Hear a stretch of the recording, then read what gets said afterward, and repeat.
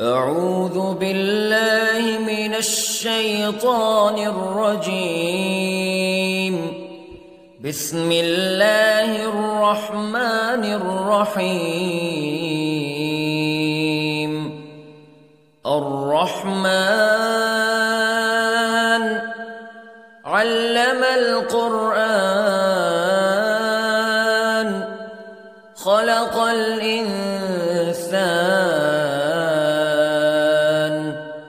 علمه البيان. الشمس والقمر بحسبان والنجم والشجر يسجدان والسماء رفعها ووضع الميزان ألا تطغوا في الميزان وأقيموا الوزن بالقسط ولا تخسروا الميزان. والأرض وضعها للأنام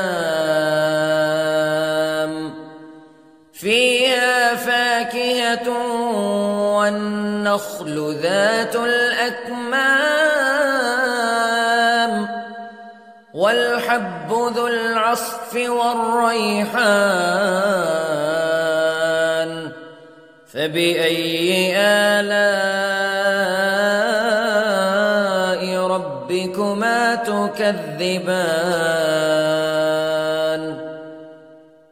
خلق الإنسان من صلصال كالفخار وخلق الجان من مارج من نار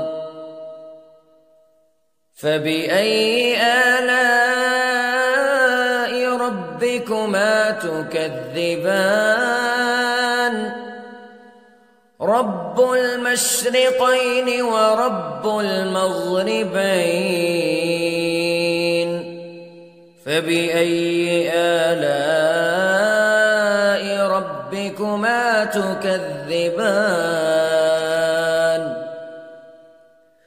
مرج البحرين يلتقيان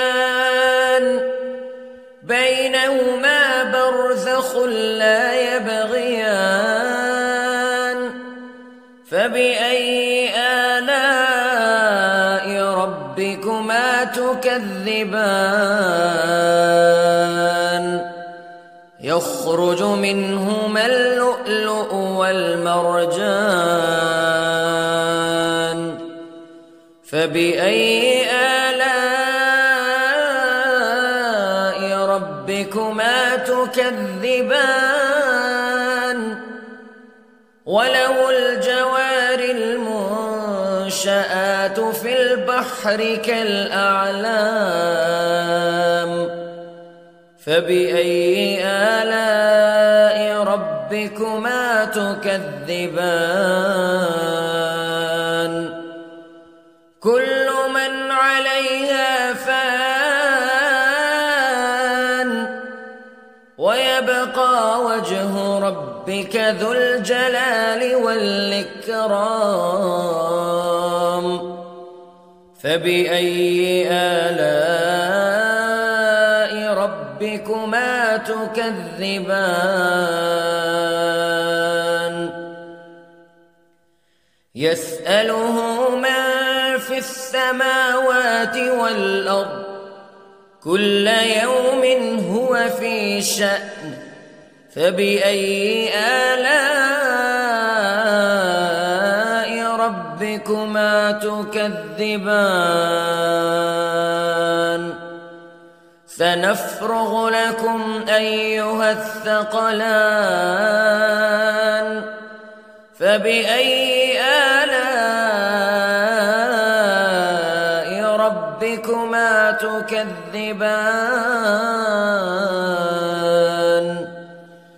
يا معشر الجن والإنس استطعتم أن تنفذوا من أقطار السماوات والأرض فانفذوا لا تنفذون إلا بسلطان فبأي آلاء ربكما تكذبان يرسل عليكما شواظ من نار ونحاس فلا تنتصران فبأي آلاء ربكما تكذبان فإذا انشقت السماء فكانت وردة كالدهان فبأي آلاء ربكما تكذبان فيومئذ لا يسأل عن ذنبه إنس ولا جان فبأي آلاء ربكما تكذبان يعرف المجرمون بسيماهم فيؤخذ بالنواصي والأقدام فبأي آلاء ربكما تكذبان هذه جهنم التي يكذب بها المجرمون يطوفون بينها وبين حميم آن فبأي آلاء ربكما تكذبان ولمن خاف مقام ربه جنتان فبأي آلاء ربكما تكذبان ذواتا أفنان فبأي آلاء ربكما تكذبان فيهما عينان تجريان فبأي آلاء ربكما تكذبان فيهما من كل فاكهة زوجان فبأي آلاء ربكما تكذبان متكئين على فرش بطائنها من استبرق وجنى الجنتين دان فبأي آلاء ربكما تكذبان فيهن قاصرات الطرف لم يطمثهن إنس قبلهم ولا جان فبأي آلاء ربكما تكذبان كأنهن الياقوت والمرجان فبأي آلاء ربكما تكذبان هل جزاء الإحسان إلا الإحسان فبأي آلاء ربكما تكذبان ومن دونهما جنتان فبأي آلاء ربكما تكذبان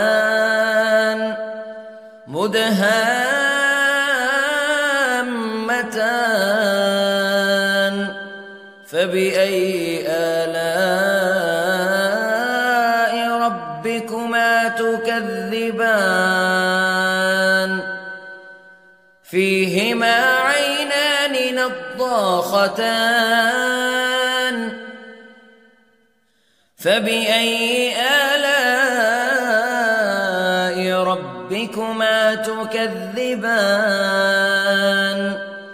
فيهما فاكهة ونخل ورمان فبأي آلاء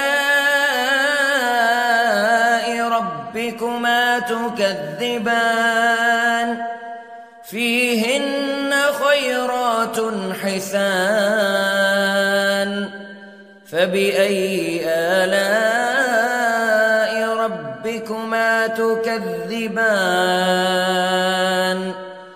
حور مقصورات في الخيام فبأي آلاء ربكما تكذبان لم يطمثهن إنس قبلهم ولا جان فبأي آلاء ربكما تكذبان متكئين على رفرف خضر وعبقري حسان فبأي آلاء ربكما تكذبان تبارك اسم ربك ذي الجلال والإكرام